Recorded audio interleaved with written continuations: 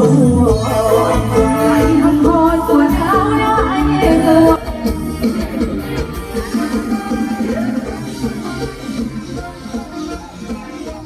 นังสือเล่มนี้ได้จบลงอย่างสมบูรณ์เกิดอีหยังขึ้นสวัสดีค่ะพี่น้องสุขุสุคนยินดีต้อนรับสู่ช่องเจเจียวสตอรี่ค่ะมื้อนี้มาอัปเดตข่าวของน้องปลายฟ้านาภาพรกันค่ะปิดฤดูกาลจบไปแล้วสำหรับวงหมอลำระเบียบวาทศิลป์จบไปแบบยิ่งใหญ่กราบว่าได้เนาะพี่น้องศิลปินรับเชิญหลายแห้งค่ะและ FC แฟนคลับที่ไปให้กำลังใจด้านหน้าเวที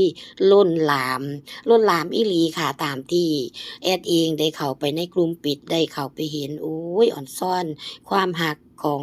FC แฟนคลับทั่วสารทิศมาให้กำลังใจลูกๆทีมงานระเบียบวาทศิลป์รวมถึงวงหมอลำระดับต้นๆวงใหญ่ๆหลายๆวงได้เข้ามารวมแจมมาให้กำลังใจ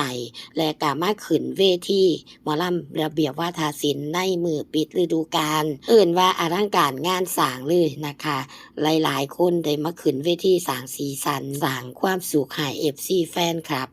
หลายแห้งนะคะพี่น้องค่ะหลังจากปิดฤดูกาลวงหมอลำระเบียบวาทศิลป์จบไปน้องปลายฟ้าได้โพสต์ขอความออกมาใน Facebook ของน้องเองนะคะหลายๆท่านเข้าไปเห็นกระโตกอกตกใจคือกันว่าเกิดอีหยังขึ้นน้องปลายฟ้าสิลงจากหมอลำระเบียบแล้วตี้น้องสิไปไสเป็นจังใดแบบใดอีหยังหลายสิ่งหลายอย่างนั่นล่ะเนาะพี่น้องสงสัยเอ็ดเองก็สงสัยคือกันได้เข้าไปเห็นก็ชิดใจหายคือกันนะคะว่าปิดฤดูกาลแล้วน้องปลายฟ้าสิไปไสขอความของน้องได้บอกมาว่าจังซี่ค่ะ21 มิถุนายน 2568หนังสือเล่มนี้ได้จบลงอย่างสมบูรณ์หลังจากวันนี้ทุกอย่างจะคืออดีตหนู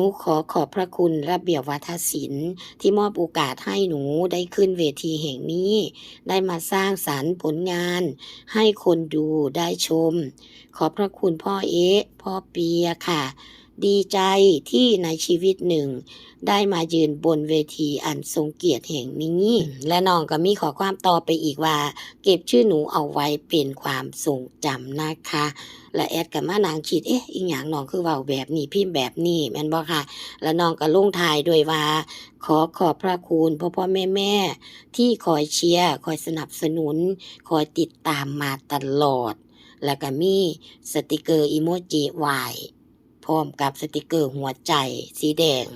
เกิดอีหยังขึ้นน้องถึงได้ออกมาโพสต์ขอความแบบนี้ปิดฤดูกาลไปแล้วน้องออกจากระเบียบวาทศิลป์บ่หรือจังใดน้องสิไปจังใดมาจังใด FC แฟนคลับหลายพอสมควรเข้ามาแสดงความคิดเห็นสอบถามน้องนั่นล่ะค่ะแล้วก็มี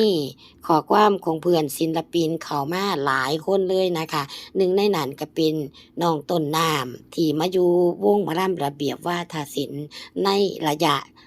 เดียวกันหลังจากลงจากวงเก่าวงเดิมเนาะน้องต้นน้ำมาคอมเมนต์ว่ารักนะว่าซั่นนะคะส่วนน้องปลายฟ้าก็ไปตอบว่าขอบคุณนะไว้เจอกันรักว่าซั่นนะคะ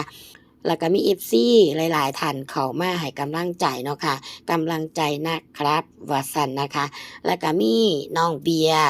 วิภานันท์ซึ่งอยู่สาวน้อยเพชรบ้านแพงน้องได้เข้ามาแสดงความคิดเห็นเนาะค่ะบอกว่ากลับมาอยู่นำกันว่าซั่นค่ะแล้วก็มี FC เข้ามาตอบคอมเมนต์ของน้องเบียร์นะคะบอกว่าแม่นจ้าอยากเห็นน้องปลายกลับมาอยู่สาวน้อยคือเก่าว่าซั่นค่ะหลังจากท่านนั้นได้เข้ามาคอมเมนต์กับน้องเบียร์แบบนี้ก็มีอีกท่านหนึ่งเข้ามาคอมเมนต์ว่าน้องได้รับเชิญออกแบบฟ้าผ่าว่าซั่นค่ะพี่น้องก็ฟังหูไว้หูเนาะค่ะเฮาก็บ่ฮู้ว่าเท็จจริงจังใดหรือเข้ามาเพื่อให้น้องเสียขวัญเสียกำลังใจหรือบ่เฮาก็บ่ฮู้นะคะเบิ่งไปค่ะแล้วก็มีท่านหนึ่งเข้ามาตอบต่อไปอีกนะคะว่ามาสร้างเป็นว่าซั่นค่ะแล้วคนที่เขามาบอกว่าน้องถูกเชิญออกมาตอบอีกค่ะว่าจากสาวน้อยทนอยู่ไม่ไหวออกเดินทางกลางดึกแค่นี้เหตุผลพ่อไหม ว่าซั่นนะคะเฮาก็บ่ฮู้ดอกว่าเท็จจริงจั่งใดเนาะค่ะน้องอาจสิกลับไปรักษาตัวให้สุขภาพแข็งแรงในช่วงปิดฤดูกาลแรกๆก็เป็นได้ช่วงฝึกซ้อมน้องอาจสิกลับมาฝึกซ้อมอันนี้เฮาก็บ่ฮู้ข้อเท็จจริงบางคนก็วิพากษ์วิจารณ์ไปเนาะค่ะเนาะจั่งใดแล้วก็เป็นกำลังใจให้น้องปลายฟ้านะคะช่วงปิดฤดูกาลน้องก็ได้มาลัยบ่น้อยคือกันนะคะถึงสิบ่แม่นมาลัยแสนอันนี้เฮาก็ค่อยเป็นค่อยไปค่ะบ่ต้องไปคิดหลายนะคะสำหรับน้องปลายฟ้า FC แฟนคลับที่เพิ่นฮักและก็คอยเชียร์คอยให้กำลังใจมีคือเก่าเพียงแค่ว่าบางท่านบ่มีกำลังซัปพอร์ตเพิ่นก็ซัปพอร์ตบ่ได้ให้กำลังใจให้แรงเชียร์น้องปลายฟ้าก็เป็นศิลปินคนหนึ่งที่มีคุณภาพนะคะซุ่มเสียงบ่ธรรมดาร้องเพลงม่วนค่อยๆฝึกค่อยๆฝนไปอายุยังน้อยอยู่โดนไปสิเก่งไปกว่านี้แล้วก็มีคอมเมนต์หลายเลยค่ะเข้ามาให้กำลังใจน้องปลายฟ้าบางท่านก็บอกว่าเก่งมากลูกสาวพี่ต้นน้ำด้วยอยู่ที่นี่ดีแล้วลูกพี่ต้นน้ำด้วยแม่คอยเชียร์อยู่ตลอดดีใจที่หนูมาอยู่วงระเบียบวัฒนศิลป์เป็นกำลังใจให้ค่ะป้าตามหนูตลอดแต่ไม่ค่อยคอมเมนต์บางท่านก็บอกว่าเก่งมากลูกทั้งต้นน้ำและปลายฟ้าสู้ๆรักมากอ้ายน้องนะคะใจหายหมดแม่นึกว่าลูกจะออกไปอยู่ที่อื่นแล้วไปไหนต่อละลูกแม่ตามหนูตั้งแต่อยู่สาวน้อยจ้านะคะและน้องปลายฟ้าก็ได้มาตอบทันนี้ค่ะบอกว่าไม่ได้ไปไหนต่อค่ะแม่นะคะเอฟซีท่านหนึ่งเขามาบอกว่ามากลับมาอยู่สาวน้อยน้องปลายนะคะหลายความรู้สึกหลายความคิดนั่นล่ะค่ะพี่น้องแต่ละคนก็คิดบ่คือกันนะคะบางคนก็บอกว่ากลับมาอยู่หม้องเก่า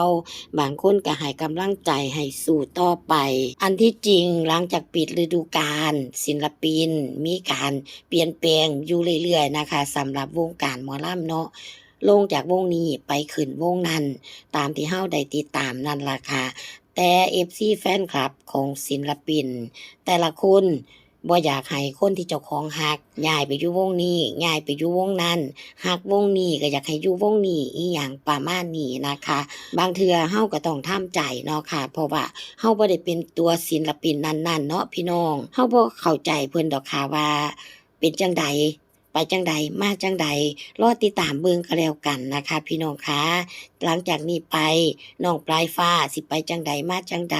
หรือว่าน้องแค่พูดหลังจากจบฤดูกาลเป็นปกติธรรมดาของศิลปินที่สิโพสต์นี่โพสต์นั่นออกมาหลังจากจบฤดูกาลแล้วก็เป็นได้นะคะบ่ต้องไปคิดหลายค่ะรอติดตามเบิ่งก็แล้วกันนะคะขอบคุณหลายๆค่ะ